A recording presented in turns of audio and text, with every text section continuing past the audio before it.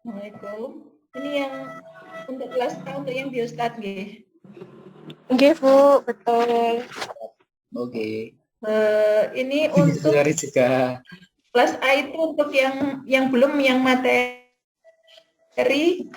apa saja? Korelasi sama regresi ya. Hari ini korelasi dulu mungkin ya. Nggih, Bu. Nggih. Yang baik, pinter, yang baik. Mandi dulu. Malu. Ayo turun. Bu Dina, mohon maaf. Mau konfirmasi biar sama dengan kelas B. Barusan saya di WA kelas B, nanti biar sama-sama yang disampaikan Bu Dina, biar gabung nanti kelas. Boleh, Bu? Oh, boleh saja. Kenapa? Kemarin merasa belum.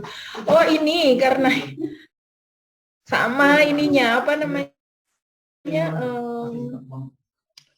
SPSS-nya kemarin ya. Hari ini juga belum bisa. Saya belum perbarui, saya belum download ulang. Kayaknya harus download ulang. Nggih, Bu. Nggak apa, Bu. Nggak apa. Nggih. Jadi kemarin rencananya mau download ulang, tapi belum sempat download ulang karena kan ya besar juga ya, lama juga ininya. Tapi teman-teman sudah ada yang punya apa namanya SPSS kan? Sudah ada yang download kan ya? Sudah, Bu. Oke. Oh iya, sudah dibuatkan dalam bentuk capture, tapi masalahnya ininya tidak bisa apa namanya SPSS saya, atau mungkin ya memang harus di uninstall, harus install ulang gitu mungkin ya, karena nggak bisa kalau diisi angka itu keluarnya tanda tanya semuanya, makanya saya bingung juga kemarin. Bu. Gitu. Untuk kelas gabungnya hari apa, besok atau Bu? Jam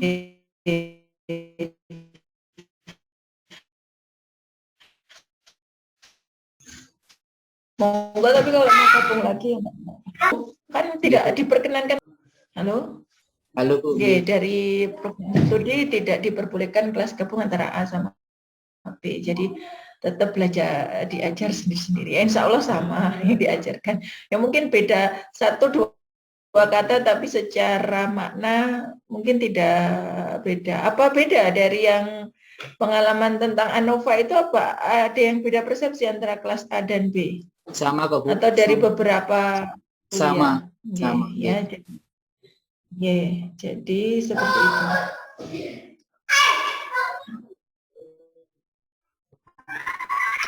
Baik, izin share screen ya. Belum saya buka.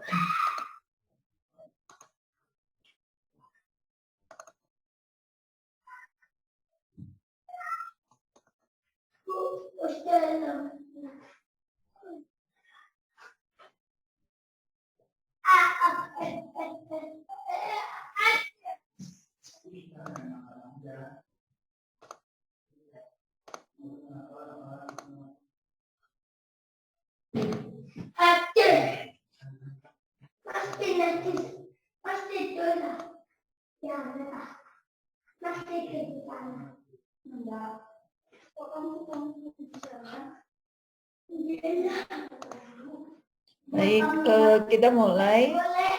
Kita akan belajar dan diskusi tentang uji korelasi atau uji asosiasi. Fungsinya apa uji ini?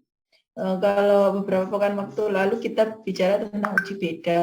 Uji beda itu membedakan dua min gitu ya.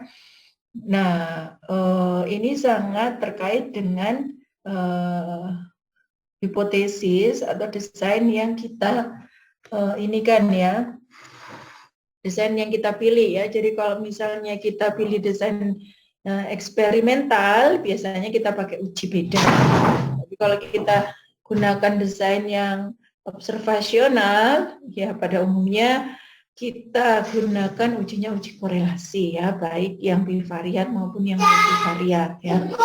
Nah, kita akan belajar uji asosiasi korelasi atau asosiasi yang bivariat ya. Jadi korelasi adalah analisis bivariat ya untuk mengukur kekuatan hubungan dua variabel dan bagaimana arah hubungan antara kedua variabel tersebut gitu ya. Nah,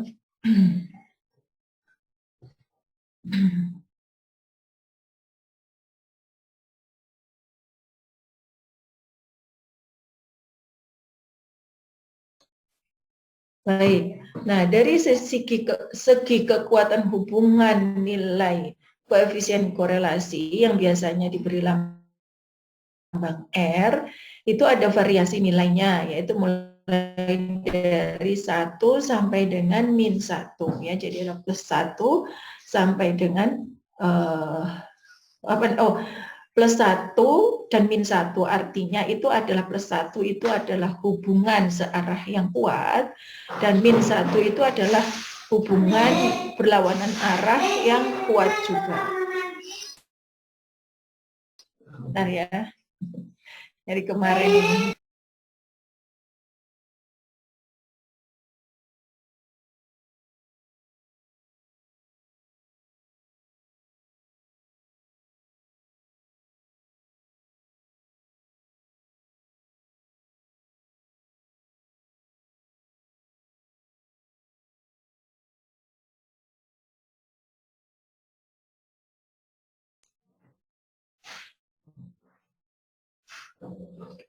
Jadi adanya nilai R ya plus minus R itu menunjukkan adanya derajat hubungan yang sempurna antara kedua variabel ya. Semakin kecil nilai koefisien korelasi atau menuju 0, maka hubungan kedua variabel tersebut semakin lemah ya. Nah, arah hubungannya atau sifat hubungannya, biasanya ada yang bilang arah, ada yang bilang sifat hubungannya, itu ditunjukkan dari tanda positif dan negatifnya. Ya. Jadi kalau positif itu hubungannya searah, kalau negatif itu hubungannya berlawanan arah. Gitu ya. Nah, untuk nilai R yang positif itu dapat disimpulkan bahwa hubungannya adalah searah. Ya, dan yang negatif hubungannya berlawanan arah ya. Hubungan yang searah ditandai dengan peningkatan variabel dependen dan independen secara bersamaan ya. Nah, untuk hubungan yang berlawanan arah itu ditandai dengan peningkatan independen namun faktor dependennya menurun. Salim dulu.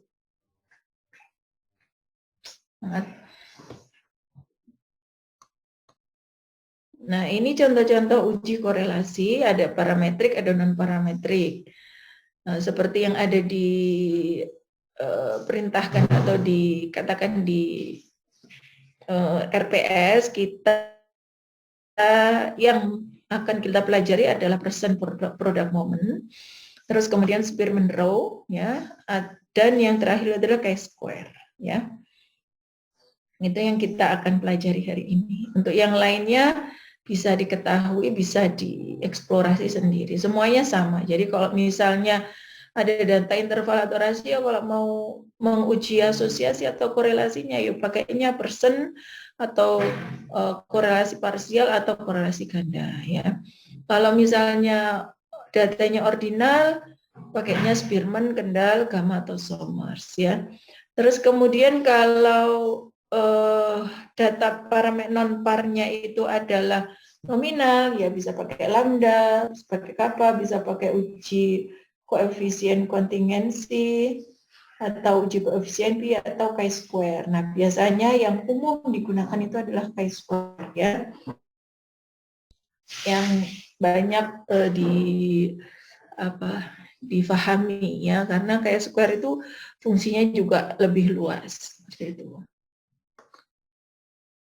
Nah, ini yang biasa digunakan itu adalah percent product moment, Spearman, dan chi-square. Terus kemudian untuk korelasi percent product moment itu data yang digunakan itu adalah data kontinu, yaitu data interval atau rasio ya. Korelasi persen digunakan untuk statistik parametrik ya, ketika data yang akan diolah dalam jumlah yang besar ya, dan memiliki ukuran standar parametrik mean, median, modus ya.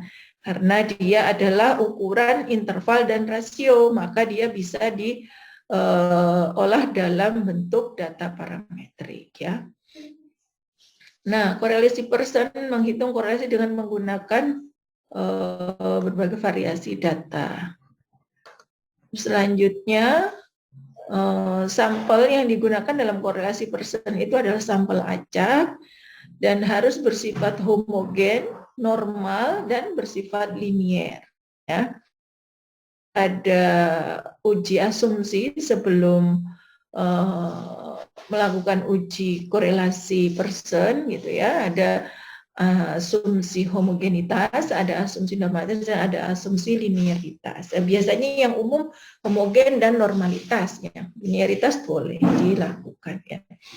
Dan salah satu syarat pengambilan datanya itu random atau acak gitu ya. Nah, ini adalah rumus Pearson ya. Kalau secara manual dihitungnya Pearson seperti kita masukkan satu-satu nilainya ya. Jadi misalnya ini adalah variabel X sebagai independen dan variabel Y sebagai dependen. Nah, pakai baju sendiri. Terus kemudian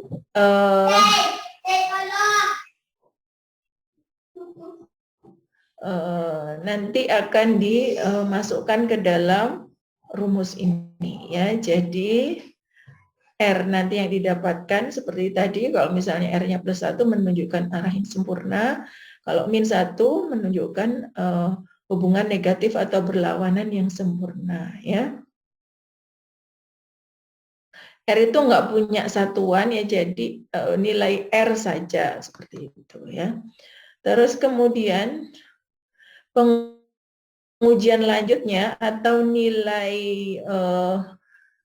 T-nya atau signifikansinya atau nilai T-nya ya. Jadi kalau kita pakai SPSS kita nanti bisa dapat p-value ya. Kalau kita hitung secara manual kita bisa hitung dengan rumus T ini ya. T R yang sudah dihitung tadi itu dikali dengan akar N-2 dibagi dengan akar 1 min R kuadrat ya. Nah, itu nanti akan didapatkan T dan nanti dibandingkan dengan T tabel. Ya.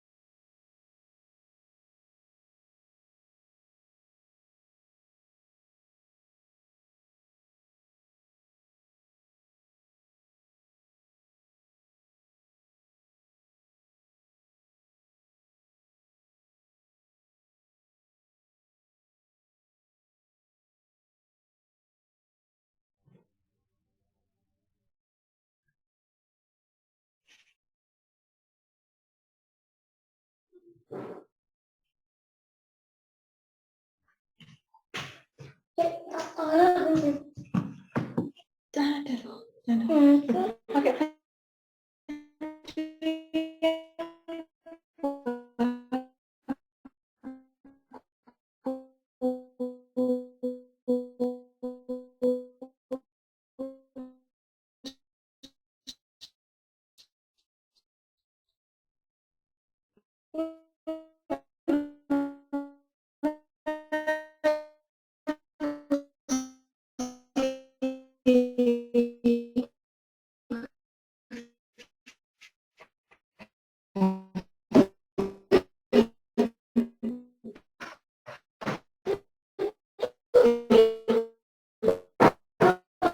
Jelek-jelek kelihatan, enggak mau urus dan rohani.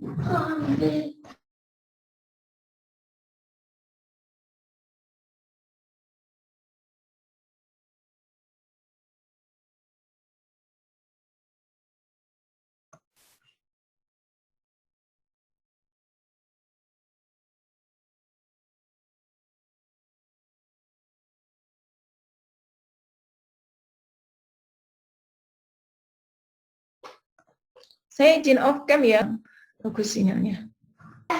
Halo? Suara saya sudah terdengar? Iya Bu, sudah terdengar. Sudah Bu. Halo? Iya Bu, sudah terdengar. Oke. Saya coba mulai lagi. Baik, ini tadi kekuatan korelasinya, terus kemudian misalnya ini ada contoh hipotesis ya tentang hipotesis asosiasi ya, tidak terdapat H0-nya itu pastinya tidak terdapat hubungan positif dan signifikan antara variabel promosi dan nilai penjualan ya. Jadi yang diteliti itu adalah promosi dan nilai penjualan ya. Nah, yang dipertanyakan apakah ada hubungan yang positif dan signifikan ya, ini variabelnya dari ekonomi.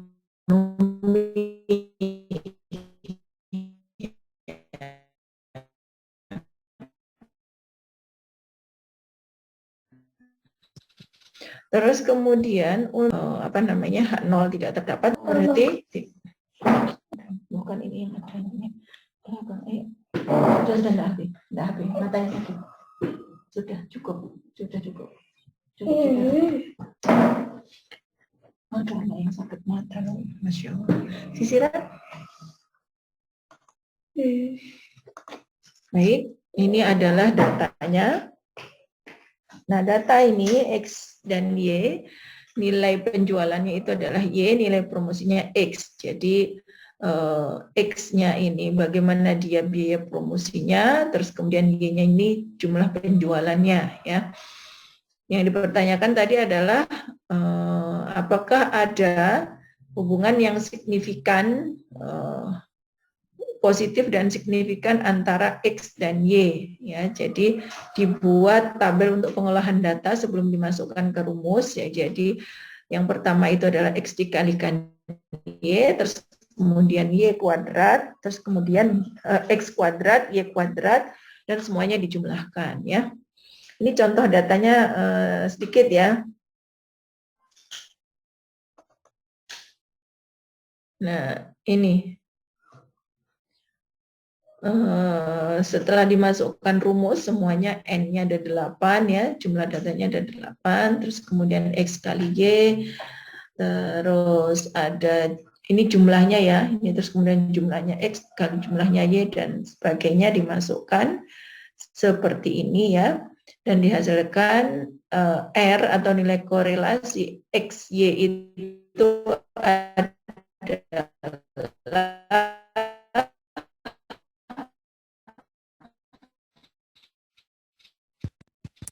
Maaf, suaranya Bu Dina putus-putus ya.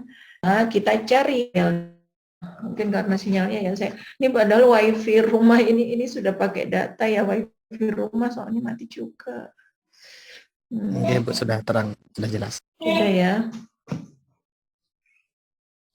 Udah matanya sakit, sudah istirahat dulu, istirahat nggak lihat TV dulu. Ya silahkan tuh kalau mau sakit. Ya nanti diambil. Ya, jadi taraf signifikansi itu 0,05 ya. Terus kemudian pada R tabel dengan N8 ya, kurangi dengan jumlah variabelnya kan 2 X sama Y ya. Berarti sama dengan 6 itu adalah 0,07 ya nilai R tabelnya.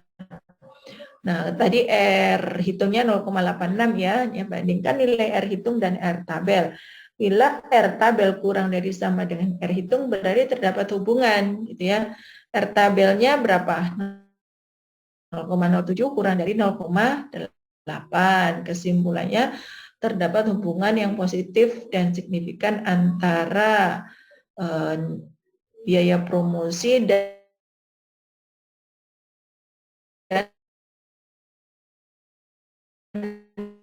nilai penjualan, gitu ya. Jadi mudah untuk uji ini relatif pakai SPSS mudah.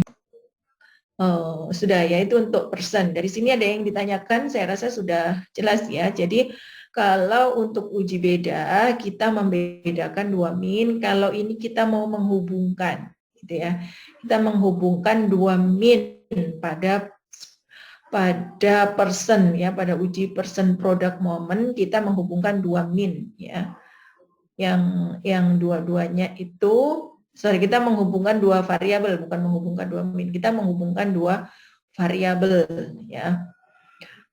Seperti itu. Nah, tapi untuk bisa diuji di dalam persen, suatu data itu harus normal dulu, harus homogen dan harus linier, seperti itu ya. Jadi sehingga dia nanti masuk ke dalam persyaratan uji parametrik. Seperti itu. Baik, kalau dirasa sudah cukup, kita lanjut ke Spearman rank. Nah, tadi persen itu untuk menguji asosiasi atau korelasi pada data parametrik. Nah, kalau pada data non parametrik, kita pakainya Spearman ya. Terus kemudian data apa yang digunakan data parametrik ini? Bisa data glorik atau data diskrit ya. Nah, kalau dari tabel yang di awal tadi, Spearman itu kan minimal skalanya ordinal ya. Nah, kalau untuk skala data diskrit yang nominal, kita nanti bisa pakai ujinya adalah chi-square gitu ya. Nah, untuk data yang ordinal ini ya bisa dikorelasikan juga dengan data yang numerik gitu ya. Bisa salah satunya itu adalah data yang numerik ya. Jadi untuk Spearman rank skala data kedua variabel yang dikorelasikan itu bisa berasal dari skala yang berbeda, yaitu skala ordinal dikorelasikan dengan skala numerik atau ordinal dengan ordinal ya. Jadi minimal ordinal untuk Spearman ya. Data yang dikasih tidak terdistribusi, kenapa? Karena ini adalah uji non parametrik gitu ya. Seperti itu. Jadi untuk data ini ya, untuk data ini tidak harus memenuhi ketiga asumsi homogen, homogen, normal. Jadi boleh data-data tadinya kita maunya Spearman misalnya ya, terus kemudian ternyata tidak normal ya, ujinya akhirnya pakai kita maunya persen. Saya itu suka kebalik, Spearman sama persen hampir sama ya. Tadinya kita maunya persen karena data yang kita ambil itu interval, tapi ternyata tidak homogen atau tidak normal ya, akhirnya kita jatuh ke Spearman penggunaan ujinya, alat ujinya ya. Tidak masalah, sama saja, yang penting itu benar pemilihan alatnya ya, jangan sampai salah memilih alat. Baik, untuk nilai R pada Spearman sama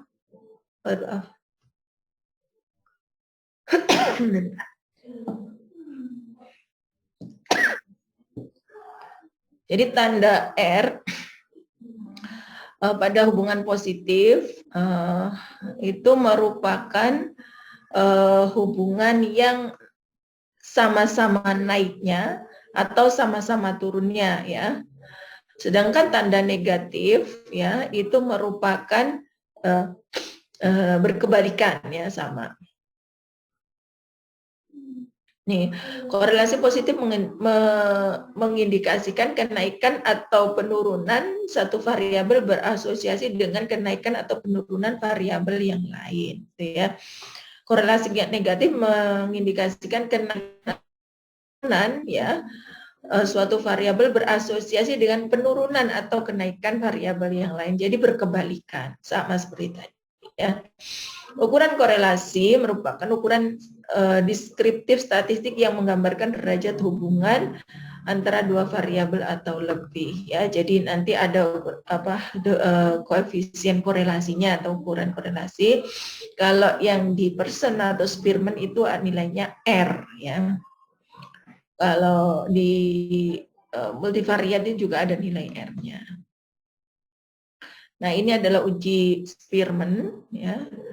Yaitu 1 dikurangi, ini bisa ada yang bilang rho, ada yang bilang RS gitu ya, 6 dikali dengan jumlah D kuadrat. D itu selisih antara delta ya, delta antara ranking si variabel X dengan variabel Y-nya gitu ya.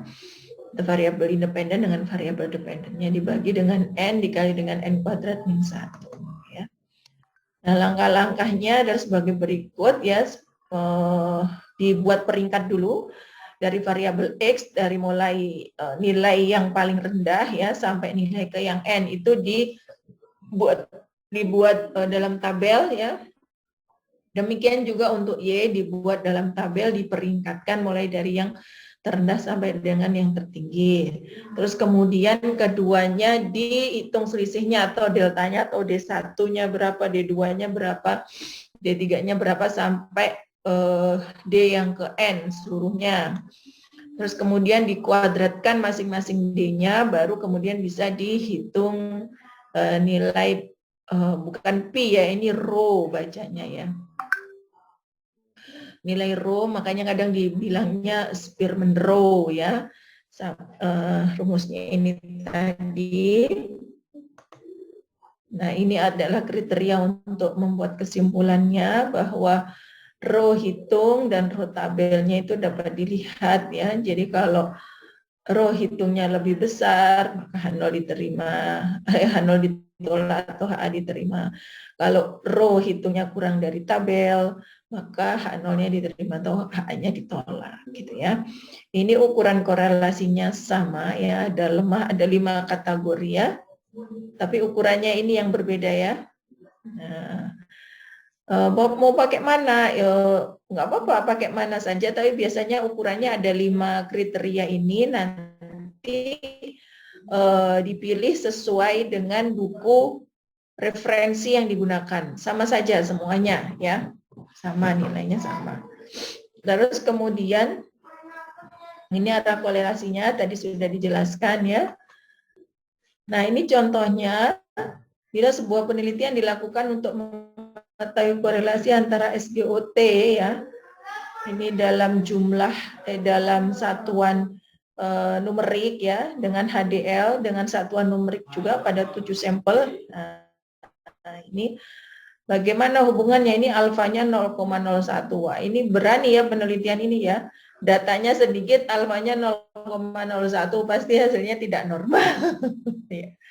Jadi datanya pasti tidak terdistribusi dengan normal. Kenapa? Karena data yang normal kita kemarin sudah belajar ya. Butuh jumlah sampel yang cukup. Terima kasih. Tidak, baik. Baik. Sisiran. Loh, nggak boleh tahu. Nggak boleh. No, nggak mau.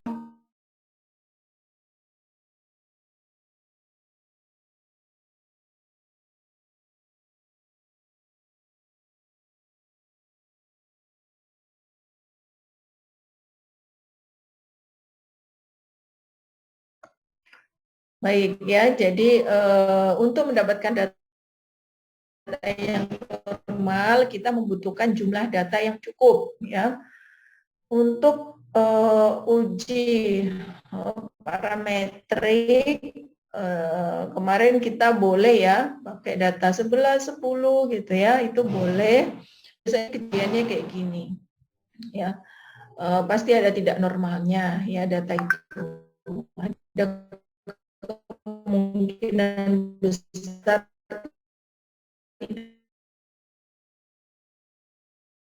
normal data itu, sehingga parameternya apalagi alfanya pakaian itu sangat kecil sekali gitu ya.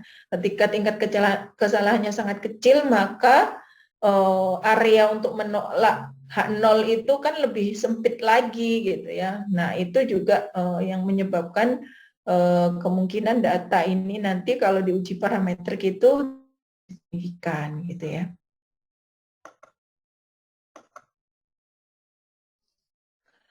Nah, terus kemudian ini prosedur pengujiannya, H0-nya tidak ada korelasi antara kadar SGOT dengan HDL, HA-nya pastinya ada korelasi ya.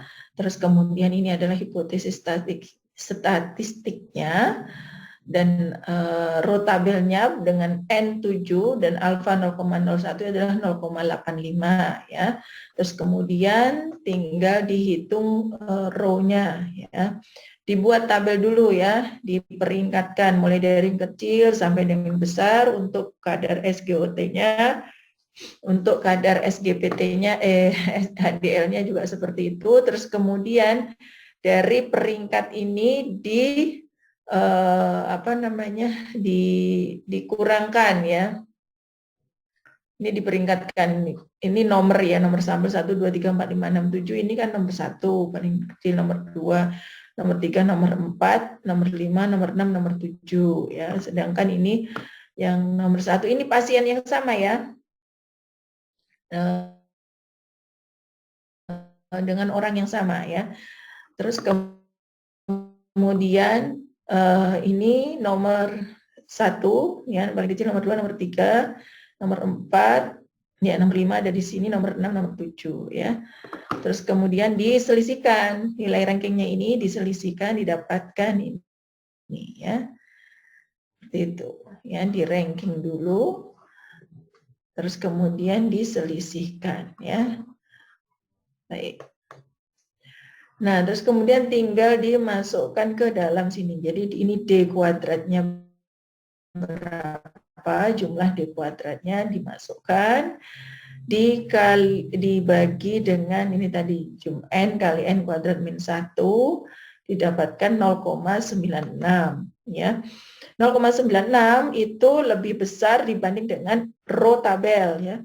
Jadi nilai row tabelnya 0,85 tadi ya, sehingga lebih besar, sehingga H0 ditolak atau HA diterima. Interpretasinya adalah berarti ada korelasi yang kuat dan positif antara kadar SGOT dengan kadar HDL. Interpretasinya apa? Ini kesimpulannya kan, kesimpulan statistiknya kan seperti ini, kesimpulan hipotesanya. Interpretasinya adalah semakin meningkat SGOT, maka akan semakin meningkat HDL. Nah, gitu kalau buat hasil nanti ada interpretasinya gitu ya. Jadi kalau hubungannya kuat 0,9 ya dengan nilai positif, maka kita bisa buat interpretasi seperti itu ya. Jadi semakin meningkat variabel X, maka semakin meningkat variabel Y, seperti itu ya. Oke, terus kemudian dari sini ada yang ingin didiskusikan, ini sama hasilnya dengan yang persen, antara persen dan Spearman sama untuk interpretasinya, dan keputusan statistik dan interpretasinya sama ya, karena nilai-nilai yang didapatkan juga sama. Hanya rumusnya berbeda karena data yang diinputkan berbeda ya, jenis datanya atau skala datanya ya. Baik, ada yang ingin didiskusikan?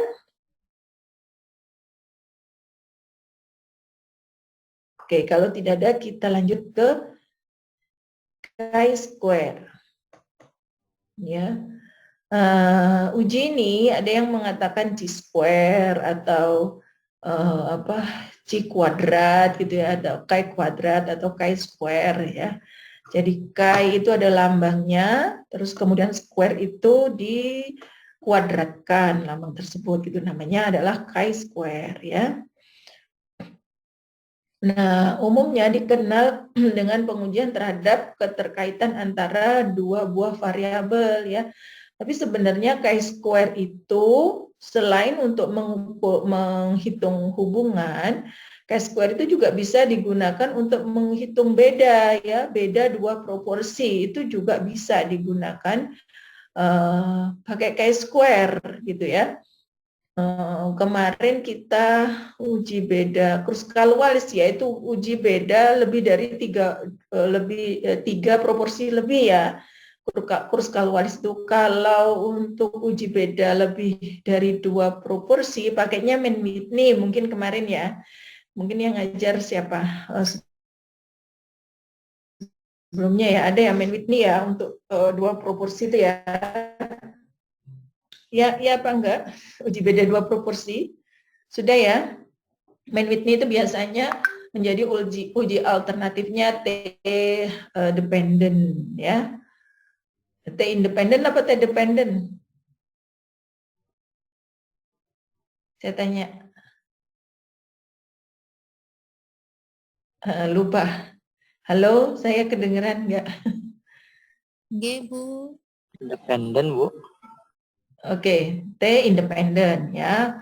Untuk Mann-Whitney itu adalah uji alternatif dari T independen. Selain Mann-Whitney, chi-square itu juga bisa sebenarnya digunakan untuk uji beda ya, namanya uji fit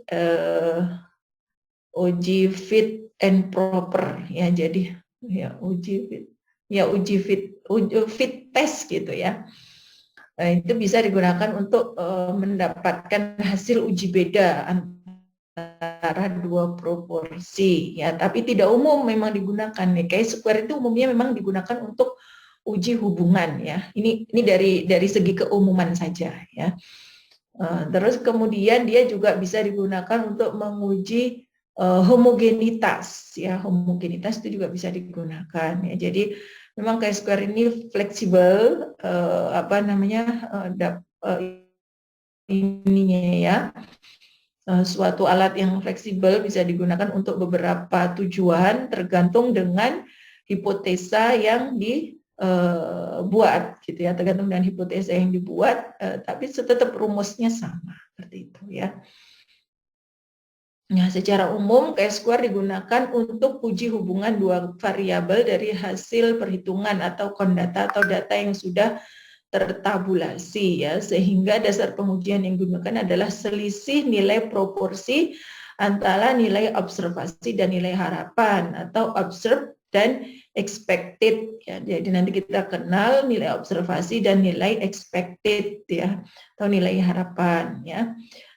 Jadi uji chi-square berguna untuk menguji hubungan atau pengaruh 2 buah variabel nominal ya, untuk mengukur kuatnya hubungan antara variabel yang satu dengan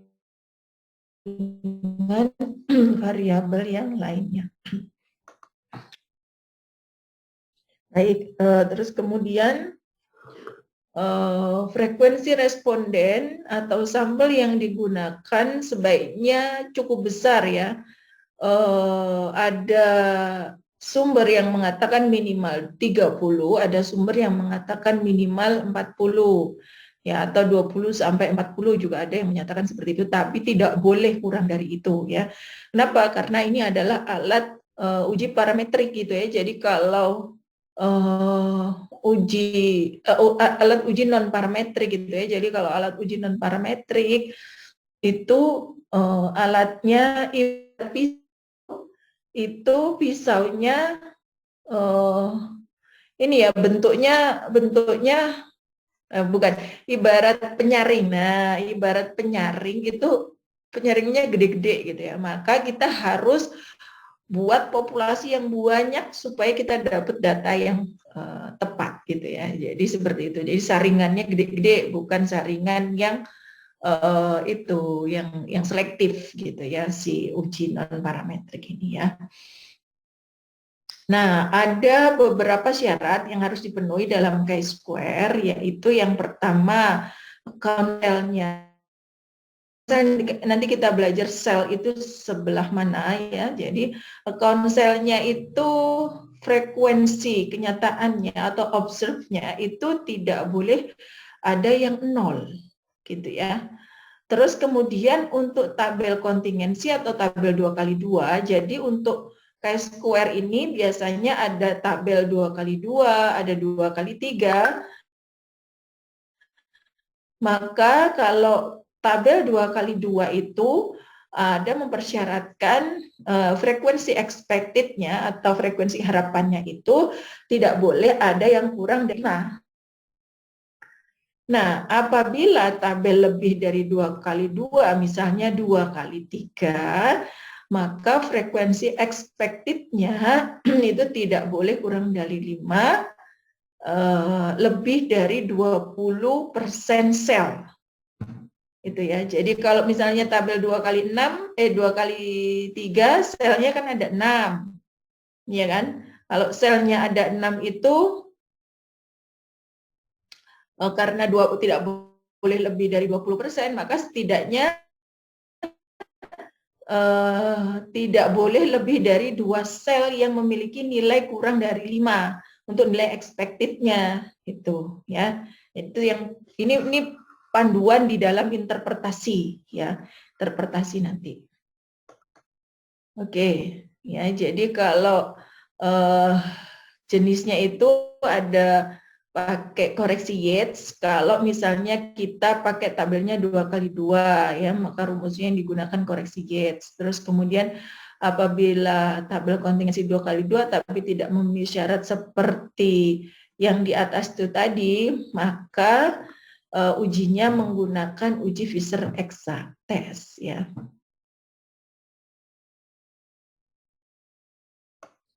Baik, nah ini rumus chi-square-nya ya. Jadi ini disebut dengan lambang chi dikuadratkan namanya chi-square ya. FA ini frekuensi expected ya. FO ini adalah frekuensi observed atau harapan. Jadi misalnya saya melempar koin sebanyak 10 kali, nilai observed adalah saya menginginkan gambar kepala. Nah, dari 10 kali itu berapa jumlah kepala yang saya dapatkan? Misalnya saya dapat jumlah kepala 6 ya, berarti nilai observe-nya 6 untuk penghitungan pertama seperti itu. Gitu ya. Nanti penghitungan kedua berapa, penghitungan ketiga berapa gitu. Ya, jadi itu yang dituliskan. Jadi nilai observe itu adalah nilai yang dari hasil pengamatan kita. Nah, nilai expected dari mana? Nilai expected itu adalah nilai yang yang didapatkan dari hitungan. Ya, jadi nanti kita hitung, kita belajar menghitung juga nilai expected-nya bagaimana, gitu ya. Agak ribet sih ya memang kalau kita menghitung manual, enaknya memang pakai SPSS ya. Nah, ini misalnya. Ini kita mau melihat apakah ada hubungan antara jenis kelamin laki-laki atau perempuan dengan hobi olahraga, dengan jenis hobi olahraganya ya. Jadi ini jumlah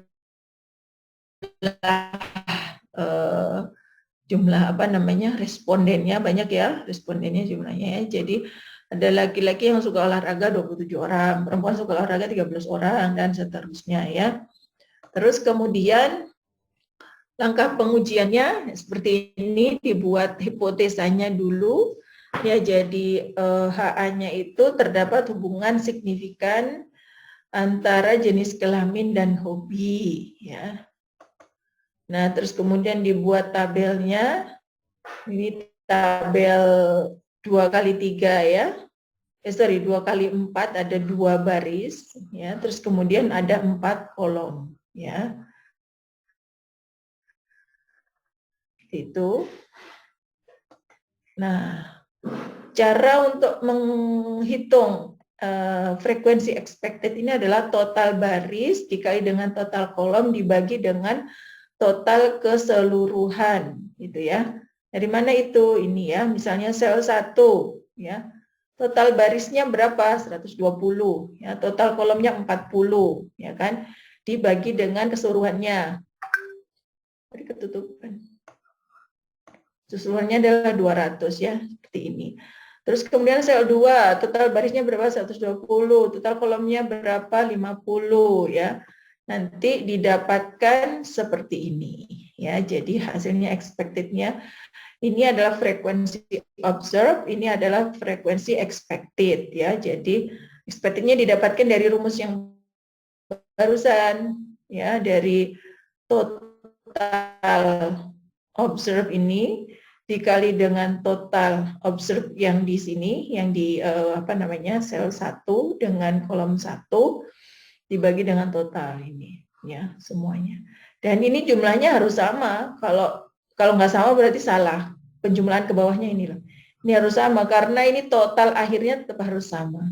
Gitu. Kalau nggak sama gimana ya, salah berarti gitu ya. Itu. Ini dapatkan dari 80 kali 50 dibagi 200 gitu ya. Seterusnya sampai seluruh sel expected-nya atau kolom expected-nya terisi gitu ya. Nah, terus kemudian setelah itu dimasukkan, dijumlahkan satu-satu ininya. O1 dikurangi F dikurangi dengan frekuensi expected, dikuadratkan dibagi dengan frekuensi expected-nya. Sama, yang kedua juga gitu, yang ketiga juga gitu, keempat sampai ke 16 ya, karena tabel 2 kali 8 ya. Sampai ke 8, kok sampai ke 16 ya. Didapatkan nilai chi-square-nya adalah 5,729 ya, 5,72. Nah, ini adalah panduan atau kriteria pengujiannya sama. Jadi kalau nilai hitungnya itu lebih besar daripada alfa, maka H0-nya diterima ya. Kalau pakai tabel, itu tadi kan nilai tabel ya. Kalau nilai hitungnya lebih besar daripada nilai tabel, maka H0-nya ditolak ya.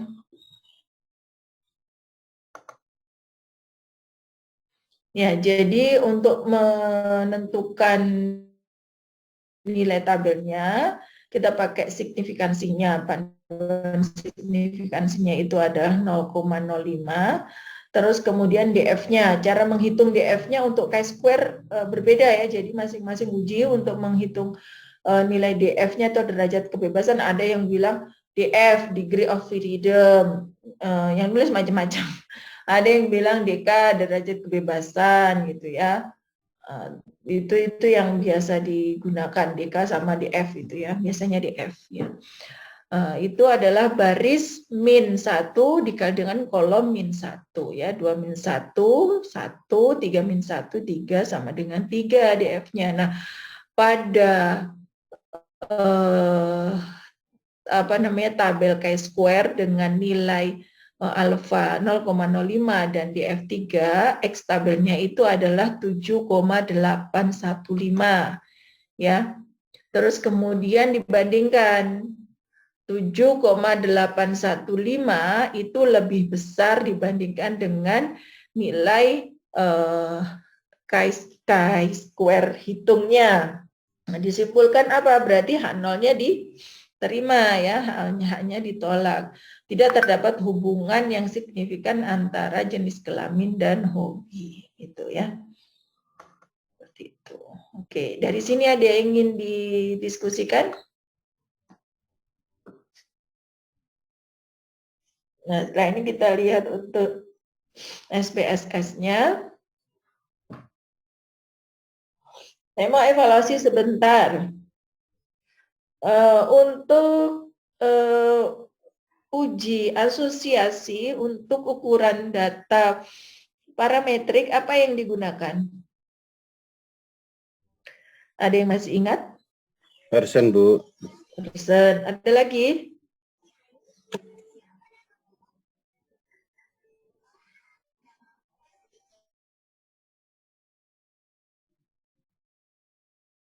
Koefisien?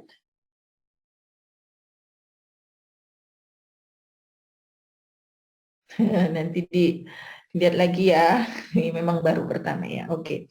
Terus kemudian syarat pengujian Pearson apa? Syarat suatu data bisa dilakukan pengujian person adalah data tersebut Homogen, kemudian normal. normal, Apa satu lagi tadi lupa itu? linear. Ya, betul. Ya, terus kemudian interpretasikan nilai nilai R 0,7. Interpretasinya adalah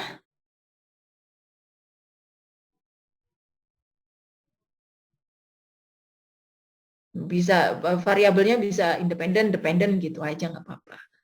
Apa interpretasinya? Interpretasi nilai R sama dengan 0,7. Interpretasinya adalah Ada hubungan.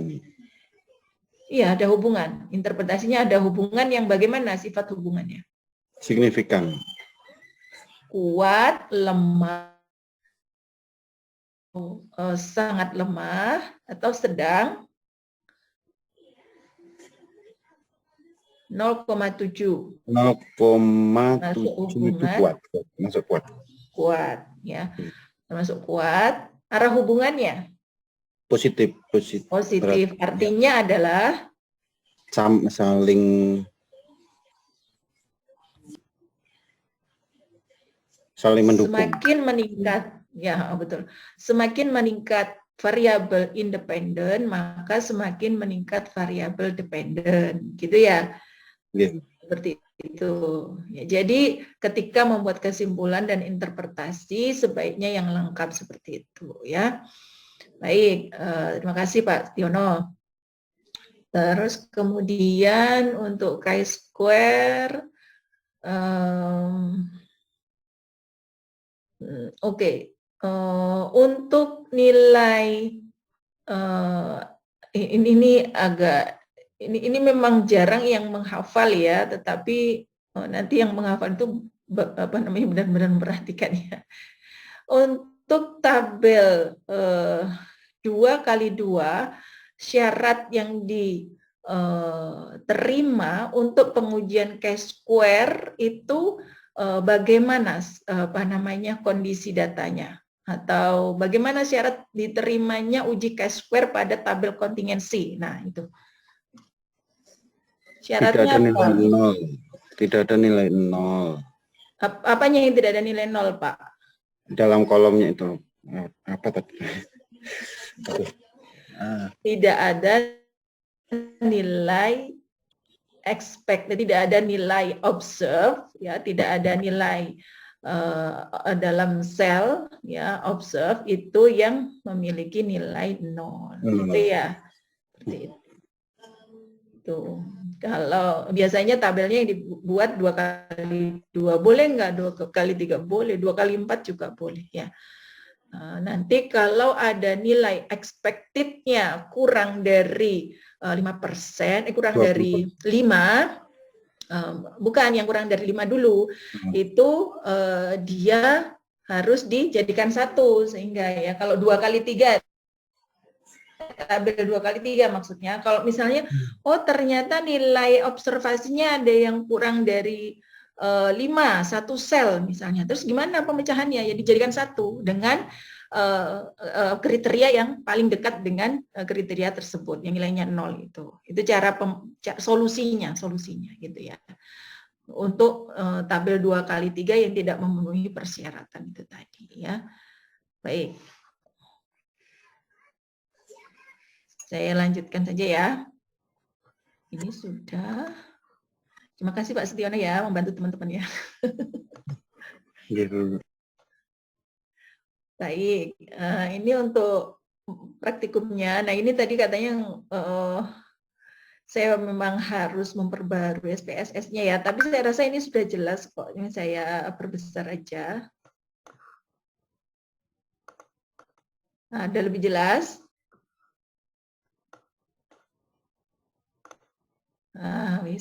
Lebih jelas ya tulisannya, sudah lebih jelas apa enggak ini Bapak Ibu? Iya, Bu. Bisa ditambah dikit Bu, bisa Bu. yang di tabelnya agak kurang. Yang tabel atas itu tulisannya yang numerik sama nggak terlalu kelihatan. Oke, cukup Bu. Mana-mana. Ini untuk uji product moment ya. Jadi di variable view-nya. Nah ini kemarin ketika copy masuk ini saya ininya tanda tanya semuanya masuk, jadi saya jadi mencari ya, sumber yang lain gitu ya. Jadi ketika saya masukkan ke data view-nya itu nilainya tanda tanya semuanya gitu. Ya nggak tahu, bukan ahli ininya juga, preparasinya juga, jadi sudah kelamaan, nanti daripada nggak ngajar ya lebih baik mencari jalan alternatif karena ini juga sudah tertunda. Dan saya rasa ini relatif mudah ya untuk dipahami ya. Baik, ini untuk uji person ya. Jadi untuk uji person product moment ya, ini datanya ada 15 ya. Ini datanya itu variabelnya X dan Y gitu aja ya. Variabel X dan Y ini ada sejumlah data 15 mulai dari 18 sampai 20, ini juga seperti itu ya. Nah, ingin mengetahui apakah variabel X itu berhubungan dengan variabel Y ya. Jadi setelah data ditabulasi ya seperti yang beberapa pekan lalu kita praktikkan, langsung aja dimasukkan ke sini, jadi tidak pakai coding ya. Terus kemudian setelah siap, kita analisa, dipilih correlate, bivariat. Ya. Terus kemudian akan muncul dialog ini, ya dialog ini tadinya X-nya ini adalah stres kerja, Y-nya adalah prestasi guru, dipindahkan semuanya ke kolom variabel. Ya, dipindahkan ke kolom variabel, diklik person to tail, terus kemudian flag significant correlation ya. Jadi nanti supaya ada tandanya dia signifikan apa enggak gitu ya. Terus kemudian diklik OK, maka akan muncul tabel seperti ini ya. Jadi ini adalah tabel personnya, R-nya 0,42 ya. Signifikansinya mana ini? 0,114 ya. Pada alfa 0,05 maka nilai signifikansi ini bagaimana kesimpulannya? Lebih besar, Bu. Yang lebih besar yang mana?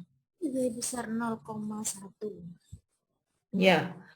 Jadi p-value yang didapatkan 0,11 lebih besar daripada alfa. Artinya adalah Tidak ada hubungan antara prestasi kerja dengan prestasi guru dengan stres kerja.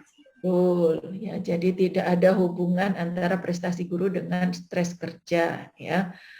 Walaupun di sini ada nilai R 0,42 ya, biasanya cukup ditulis aja nilai R-nya 0,42 itu artinya adalah cukup ya, nilai yang cukup.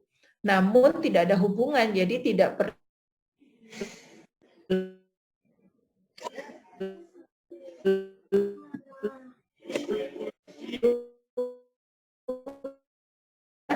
hubungan gitu ya.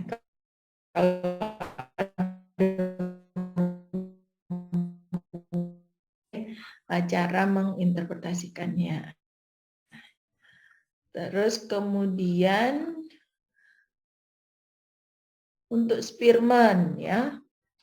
Untuk Spearman, kalau tadi kan agak ribet ya, pakai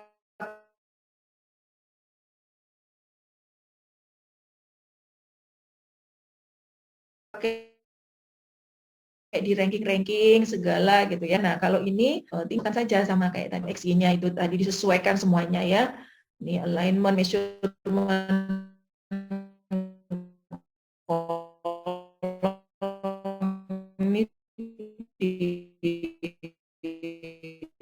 ini ada sejumlah data 10 N, ya, jumlah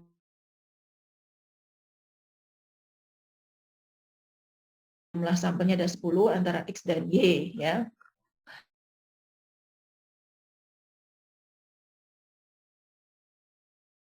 Klik analyze, ya, korelasi bivariat lagi. Nah, yang Spearman, kalau tadi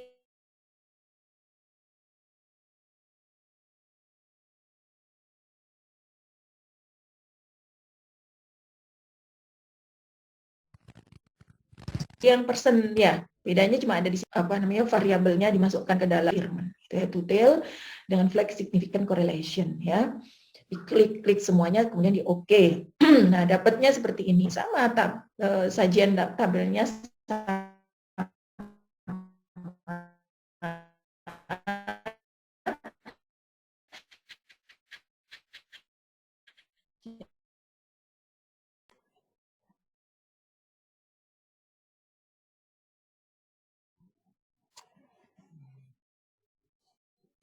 Suaranya hilang.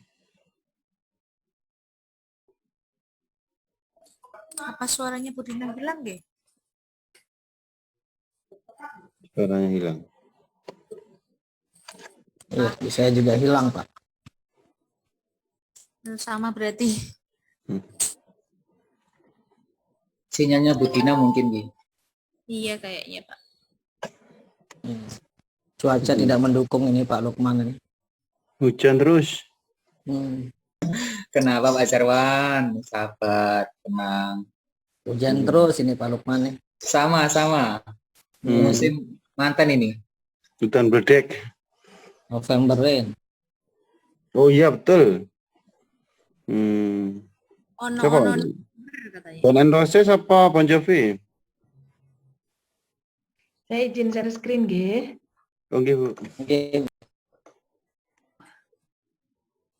Baik, mohon maaf ini keluar masuk aja dari tadi, ya.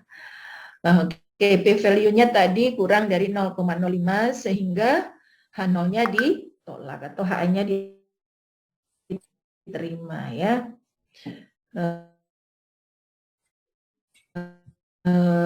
Kesimpulannya dengan nilai, maka apa yang bisa kita ambil? Kesimpulannya ada yang bisa mengatakan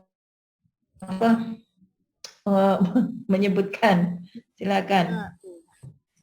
Yang pertama signifikansinya dulu, Bu, itu nilainya tadi didapatkan 0,028, berarti kurang dari alfa 0,05, berarti H0-nya ditolak.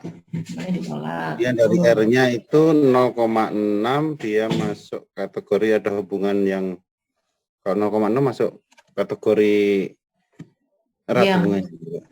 Bukan berat, kuat, bukan berat ya, kuat, ya, kuat. Ya, kuat. Terus kemudian bagaimana arah hubungannya 0,6 itu? Positif berarti ada hubungan antara cara belajar, apabila cara belajarnya baik, apabila motivasinya belajar baik, maka kebalik ya. Independen dulu, Pak. Independen dulu.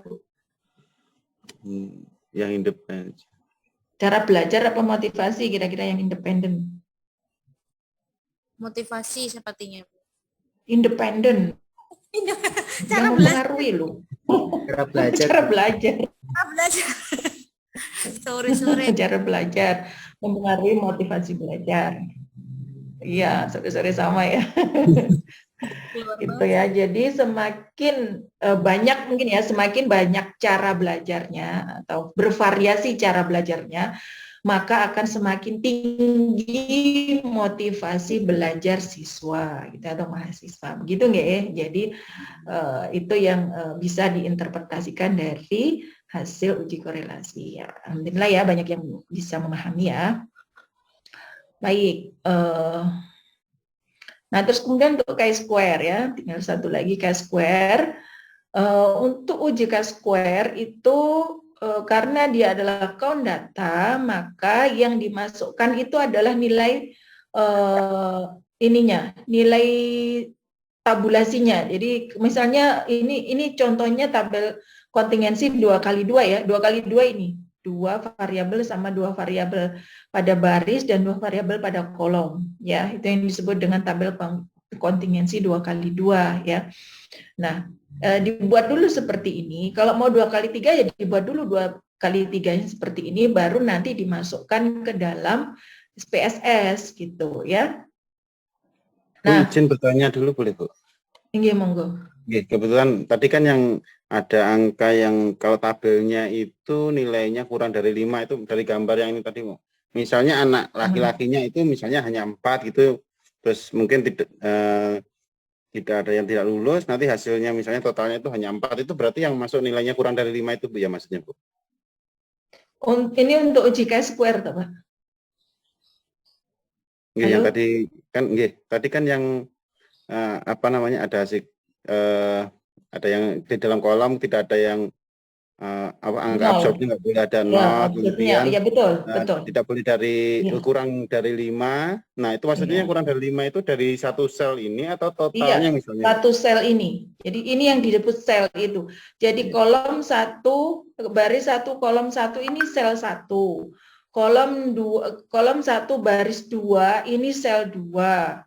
Kolom 2 baris 2 sore juga ya. Baris 2 kolom 1 ini sel 3. Kolom berapa ini? Baris 2 kolom 2 ini sel 4 gitu, Pak. Jadi kalau untuk persyaratan tidak boleh ada sel yang kurang dari 5 atau tidak boleh ada sel yang nilainya 0, itu sel yang ini, satu sel ini. Misalnya ini nilainya 3 gitu ya, nggak boleh. Gitu. Seperti itu. Ini nilainya 0, tidak boleh. Ya, misalnya 2x3 itu syaratnya tidak boleh lebih dari 20% gitu ya untuk selnya. Kalau 2x3, itu kan ada 6 kolom, ada 6 sel ya. Kalau ada 6 sel misalnya, kenapa? Bu. Lebih dari 20%, kurang dari 5. Nah, itu tidak boleh ada. Misalnya kan kalau 6 sel ini, 20%-nya 2 kolom, 2 sel aja gitu ya. 2 sel aja kurang nilainya itu kurang dari 5, itu tidak boleh menggunakan uji chi-square, harus turun ujinya, maksudnya seperti itu. Kita pakai Fisher. Itu kalau manual, Pak. Nanti kalau SPSS sudah ketahuan, jadi masukkan saja. Nanti SPSS akan menghitungkan dan akan merekomendasikan hasil, gitu. Jadi sudah ada rekomendasinya dari SPSS. Jadi kemudahannya kalau pakai alat gitu. Jadi karena kita bukan orang statistik, jadi saran saya tidak perlu susah-susah untuk menghitung hasil, karena yang penting kita adalah interpretasi dari hasilnya itu kita tepat gitu ya. Maksudnya alat yang digunakan benar, terus kemudian kesimpulan yang dibuat benar dan interpretasinya tepat. Nah, itu yang diinginkan kan sebenarnya dengan kita mengaplikasikan uji statistik gitu ya. Seperti itu. Jadi nggak usah bingung-bingung pakai ini, pakai itu gitu ya. Seperti itu. Begitu ya Pak ya, bisa dipahami ya.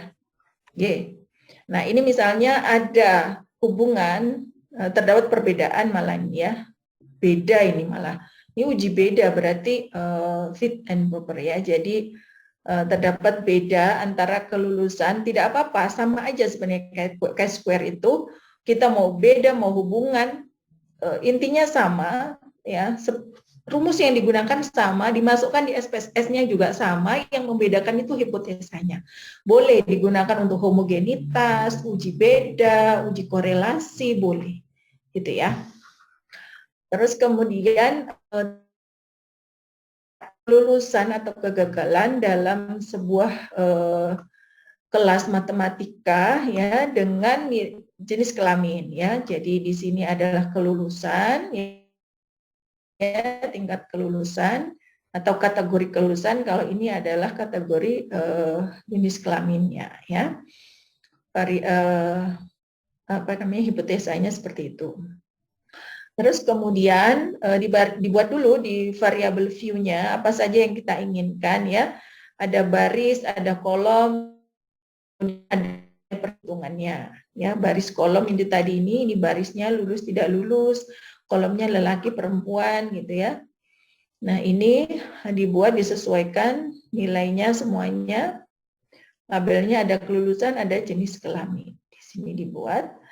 Nah, terus kemudian ini yang disebut sel, kita tentukan selnya ada di sini, Pak. Jadi baris 1, 1, terus kemudian kolom 1 ini nanti akan menjadi sel 1. Baris 1, kolom 2 akan menjadi sel 2. Nah, itu kita benar atau tidaknya hubungan itu kita memasukkan ininya nanti, selnya, kita yang menentukan selnya. Ya, jumlah apa jenis kategori ini ya. Ini urutan selnya dan jumlah angka yang ada di dalam sel tersebut. Gitu ya. Tadi kita sudah tahu sel 1, 2, 3, 4 itu sesuai dengan urutan ke kiri, ke arah kanan ya. Dari mulai baris dimulai dengan baris 1 kolom 1, 1. Baris 2 baris 1 kolom 2 sel 2. Itu ya. Seperti itu. Terus selanjutnya untuk memulai perhitungan ya kita harus lakukan weight case dulu ya. Jadi dihitung dulu beban kasusnya, bobot kasusnya ya. Jadi untuk bisa mendapatkan uji chi-square kita harus uji weight case dulu. Jadi weight case itu dapatkan diklik di data ya sebelum dia sendiri, terus kemudian dimasukkan variabel perhitungannya di situ. Itu angka yang mau dihitung maksudnya ya. Terus kemudian sehingga dia tertutup, terus kemudian dilakukan analyze ya, analyze, deskriptif, cross tab ya. Dianalize di sini, nanti dipilih di deskriptif, terus kemudian ada cross tab ya, terus kemudian akan muncul dialog seperti ini ya. Nah, barisnya dimasukkan ke row, kolomnya dimasukkan ke kolom, di oke ya. Nah, terus selanjutnya di button statistik ya, di sini dibuka, dipilih chi-square. Ya, dipilih chi-square saja. Nanti kalau relasinya mau Somers, mau gamma, mau Kendall, mau banyak ini ya. Tinggal diklik aja sebenarnya ya. Tapi biasanya yang paling kita gunakan untuk nominal itu adalah chi-square ya. Nah, ini pilihannya yang lain gitu ya. Boleh nggak? Boleh saja, tetapi yang umum itu adalah chi-square. Biasanya orang tanya-tanya, kenapa nggak pakai chi-square gitu? Pakai yang lain, ya pakai chi-square saja yang umum gitu ya. Kenapa? Biasanya dia dipilih dan paling banyak digunakan itu karena dia relatif kuat ujinya. Jadi ibarat alat itu kan kalau kita beli barang itu ada merek-merekan ya. Nah, seperti kemarin kita ada 2K, ada terus kemudian Dane, terus kemudian ada Bonferroni, itu macam-macam seperti itu ya. Jadi ada keberuntukannya sendiri-sendiri gitu ya. Terus kemudian juga ada tingkat kekuatannya juga gitu ya dari masing-masing uji itu. Nah, chi-square itu dinilai lebih kuat dibanding dengan uji korelasi nominal yang lainnya gitu ya. Itu tambahan saja. Baik, lanjut ke perhitungannya. Jadi tinggal diklik OK yang pada dialog terakhirnya nanti ya, setelah di ini chi-square continue ya, nanti di dialog terakhirnya nanti diklik OK. Nah, nanti akan muncul ini ya. Ini cross tab yang dibuat oleh SPSS. Cocokkan dengan cross tab kita. Benar nggak selnya tadi? Oh, benar, 30, 36, 14, 34 udah benar. Berarti kita coding untuk kolom dan barisnya tadi sudah benar gitu ya. Terus kemudian ya, kemudian ini adalah tabel hasil chi-square nih Pak yang perlu diperhatikan tadi itu Pak ya. ini adalah tabel 2x2. Syaratnya adalah 0 sel, ya. Have expected count less than 5. Jadi tidak ada sel atau 0 sel atau 0% yang mempunyai nilai expected kurang dari 5. Jadi kita nggak perlu ngitung nilai expected lagi gitu kan. Nah, kalau nilai expectednya 0 sel yang kurang dari 5, maka yang kita lihat itu adalah nilai signifikansi pada persen chi-square. Nah, di sini ya, to tail ya. Nah, kalau ada misalnya di sini ada sel ya, misalnya ada sel lebih dari 20% ya. Nilai expected-nya kalau untuk tabel kontingensi itu berapapun pokoknya tidak boleh di atas 0 gitu ya. Jadi kalau misalnya di sini ada satu sel, misalnya ada berapa? Ada 25% kan ada cuma 4 ya selnya itu ya. Berarti kalau misalnya 4 ya dia pasti satu sel aja udah 25% ya kan? Nah, itu dia memiliki nilai expected less than 5.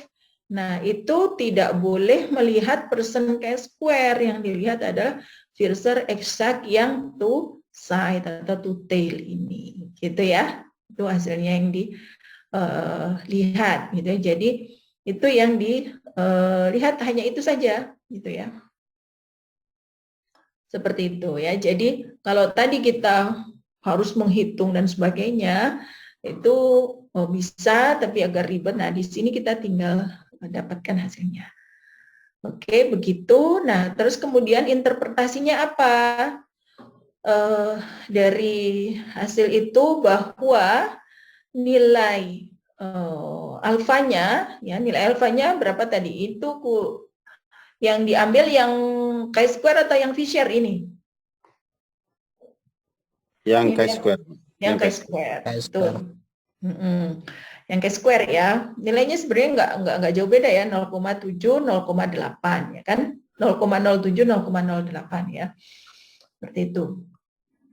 Nah, tapi dia tetap lebih dari 0,05 ya, sehingga tidak cukup bukti untuk menolak H0 ya. Dengan demikian interpretasinya adalah tidak ada perbedaan, ya ini tidak konsisten lagi Budina nulisnya, harusnya tidak ada beda ya. Tadi hipotesisnya tidak ada beda ya. Tidak ada perbedaan antara jenis kelamin dengan atau tidak ada hubungan, tidak ada hubungan antara jenis kelamin dengan tingkat kelulusan seperti itu ya. Itu yang didapatkan ya. Jadi untuk uji, karena kita uji korelasi, maka kita ini kan ya korelasinya aja. Baik ya. Dari sini ada yang ingin ditanyakan dulu? Izin yang tadi di tabel yang signifikansi tadi yang di chi-square tadi Bu, itu kan berarti dalam satu uji itu hasilnya langsung bermacam-macam gitu Bu ya. Itu kan ada ada termasuk Fisher juga itu. Jadi kalau misalnya nanti ternyata di dalam sel itu ada yang lebih dari, kayak tadi salah satunya dari 4 sel itu ada yang nilainya 0 misalnya, berarti kan lebih dari sekitar 25%.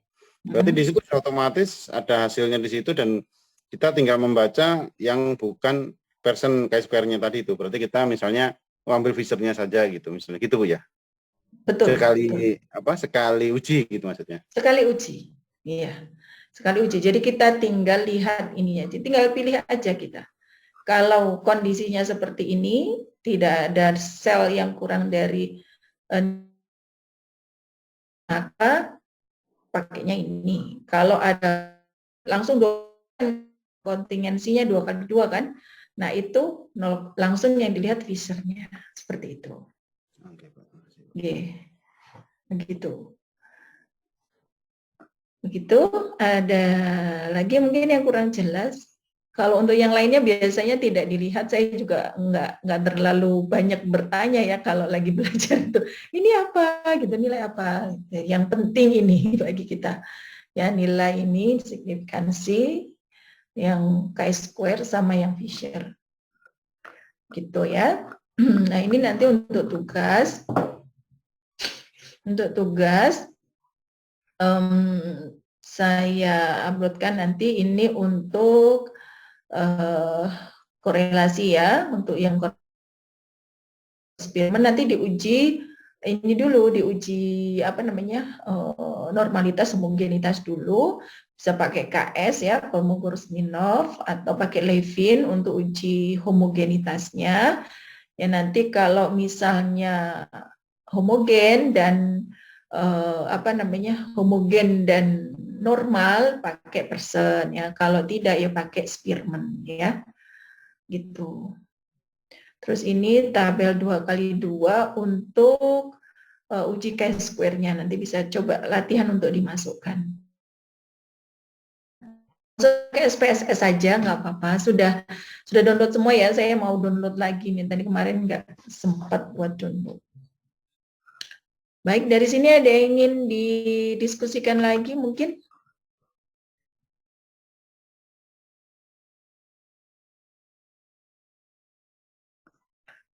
Ada, kalau tidak ada, kita bisa akhiri diskusi kita hari ini. Semoga bisa difahami dengan benar ya. Nanti kalau dipakai nanti udah lupa ya nggak apa-apa, kan paling ujiannya juga setahun lagi ya. Paling cepat ujiannya setahun lagi. Ini semester 1 ya, paling semester 3 kan ujiannya. Nanti kalau lupa ya ini lagi, belajar lagi gitu ya. Ya pasti ada lupanya kadang itu ya. Bu Dina, Untuk yang HB sama berat badan itu tadi berarti interval ya Bu ya, skala datanya. Skalanya interval, ya. Rasio dong Bu. Oh iya, ada berat badan ya, iya Bu ya Bu. Ya, rasio dong Bu, ada satuannya kok, ya. Ya. Bu, nuwun. Baik, sudah mungkin. Terima kasih atas perhatiannya. Kita tutup pertemuan kali ini. Alhamdulillah, amin. Wassalamualaikum warahmatullahi wabarakatuh.